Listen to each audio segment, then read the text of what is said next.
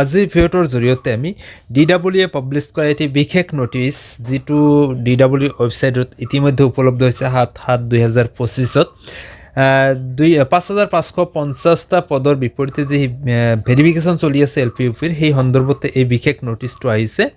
আৰু এই নটিচত কি উল্লেখ কৰিছে সবিশেষ এইটো ভিডিঅ'ত জনাম প্ৰথমৰ পৰা শেষলৈ ভিডিঅ'টো চাই যাব আৰু চেনেলটোত নতুনকৈ আহিলে নিশ্চয় সাবস্ক্ৰাইব কৰি দিব কাকত থকা বেল আইকনটো অলপসময়ত ৰাখি দিব কাৰণ শিক্ষামূলক চাকৰি সম্বন্ধীয় আৰু বিভিন্ন বাতৰিবিলাক এই চেনেলৰ জৰিয়তে আপোনালোকৰ মাজলৈ তুলি ধৰাৰ চেষ্টা কৰা হয় তো আহক আজিৰ মূল বিষয়টোলৈ তো বন্ধুসকল ইতিমধ্যে 7/7/2025 অৰ্থাৎ আজিৰ দিনটোত এই বিশেষ নটিচটো আহিছে director of elementary education Assam Kahilipara Guwahati 19ৰ ফালৰ পৰা ইয়াতে উল্লেখ কৰিছে যে ইতিমধ্যে 5550টা LPUP পোষ্টৰ বাবে DWE পাব্লিছ কৰা নটিচৰ এডভাইচমেণ্টৰ বিপৰীতে second phase physical documents verification চলি আছে আৰু এই সেকেন্ড ফেজ ভেৰিফিকেশ্যন চলি থকা মুহূৰ্তত বা এই মুহূৰ্তলৈকে বহু প্ৰাৰ্থীয়ে DWE অফিচত তেখেতসকলে বিভিন্ন ধৰণে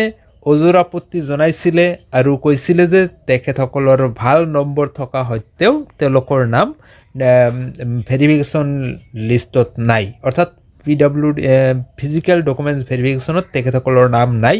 এই সন্দৰ্ভত তেওঁলোকে বিভিন্ন ধৰণে অজুৰ আপত্তি জনাইছিলে বা তেওঁলোকে আবেদন জনাইছিলে DWE অফিচত আৰু সেই সন্দৰ্ভতে এই বিশেষ নটিচটো উল্লেখ কৰিছে আৰু এই নটিচটোত উল্লেখ কৰা হৈছে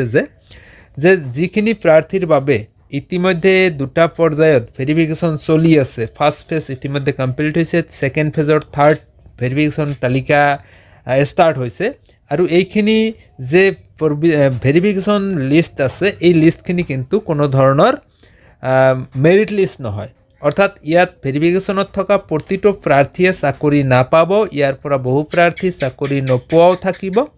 তো এই কথা উল্লেখ কৰিছে যে